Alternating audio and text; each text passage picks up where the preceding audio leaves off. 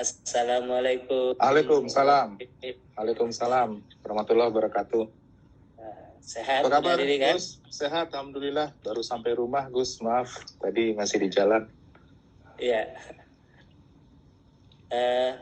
Bagaimana keadaan di Bogor, udah Riri? Dengar kabar Bogor juga terkena bandang. Iya, sebetulnya bukan. Ya, Bogor tuh kan, Kabupaten Bogor tuh cukup luas ya.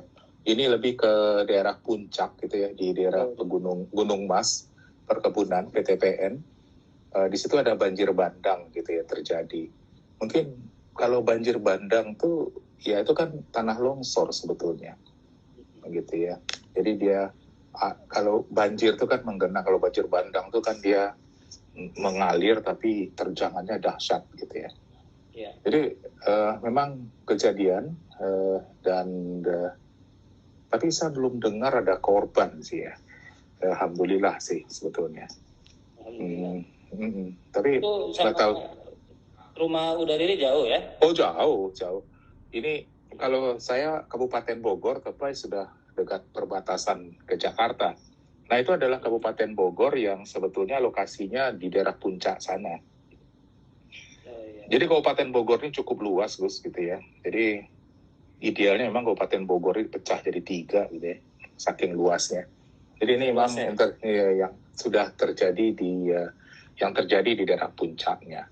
Tapi memang sebetulnya kalau kita lihat ya, kalau kita perhatikan betul, memang BMKG itu sudah merilis gitu ya, sejak berapa bulan yang lalu bakal ada siklus apa gitu ya di Indonesia. Ya memang yang kita rasa, kecuali gempa itu nggak bisa diprediksi. Jadi kalau hujan yang curahnya besar sekali, segala macam, ya.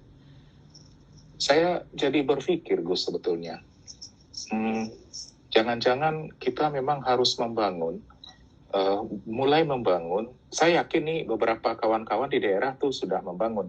Seperti kawan-kawan di Kalimantan Selatan tuh, saya masih ingat tuh, Save Meratus tuh kayak udah lama didengungkan. Saya pernah diajak dulu tuh. Saya pernah diajak, cuma nggak sempat waktu itu. Dan kemudian gerakan-gerakan seperti itu memang harus kita perbanyak. Bagaimana membangun kesadaran terhadap lingkungan hidup melalui kegiatan literasi. Saya sepakat tuh, Gus. Bisa melalui puisi, melalui literasi secara umum, bahkan mungkin kesenian-kesenian lain secara umum. Yang akhirnya kita menggugah bahwa kita berinteraksi loh dengan alam.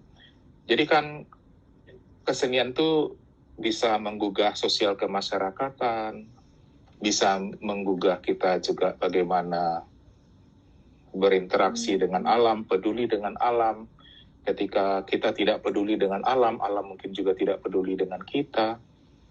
Bahkan membangun kesadaran-kesadaran bagaimana membaca tanda-tanda alam. Saya masih ingat tuh, waktu tsunami 2004 di Aceh, itu saudara-saudara kita di Semelu itu, nanti mungkin Devi bisa cerita deh.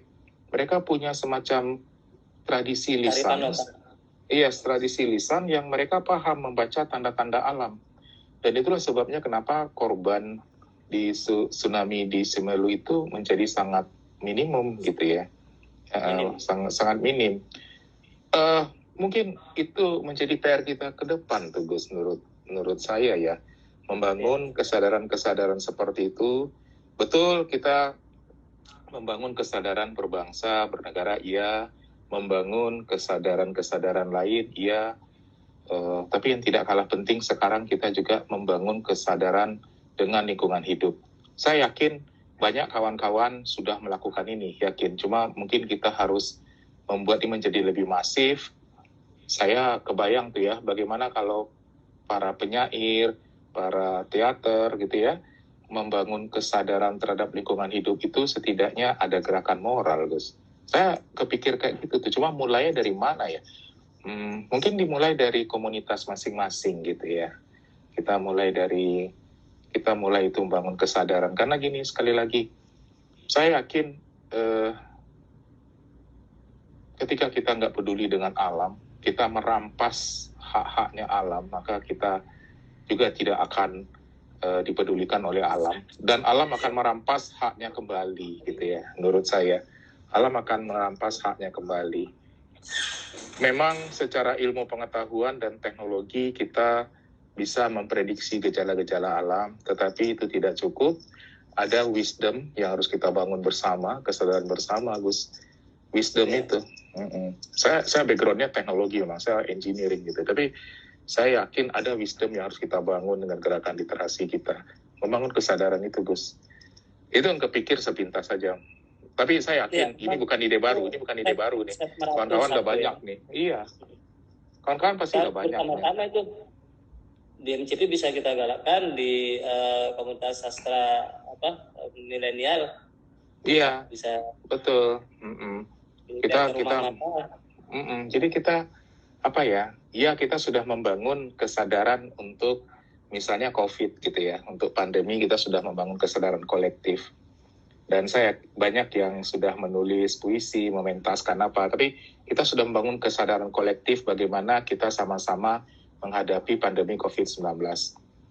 Sekarang mungkin berikutnya kita membangun kesadaran kolektif bagaimana kita berinteraksi dengan alam, bahwa kita bagian dari alam gitu kan. Iya, repotnya kan kalau paradigmanya eksploitasi alam nih, Gus. Jadi ini repot paradigmanya kan. Gus ya. Saya tuh emang sekolahnya ekonomi, saya ekonom, Gus ya. Tapi saya merasa terusik kalau pendekatan ekonomi saja nilai segala sesuatu itu. Pendekatan lain itu penting sekali gitu ya. Kita harus lakukan sih, terutama di gerakan literasi ini, Gus. Itu, Gus. Menurut saya sih ya, ide spontan saja ya, sambil ngisi-ngisi ngobrol kita ya, Gus ya. Oke, udah Riri. Mulai hari ini dan selanjutnya kita akan melakukan. Kita coba. Kita mulai dari hal-hal kecil, membangun kecil. Bagaimana misalnya mengajak kawan-kawan menuliskan, misalnya ya kalau dunia puisi itu menuliskan puisi, membangun kesadaran dengan alam.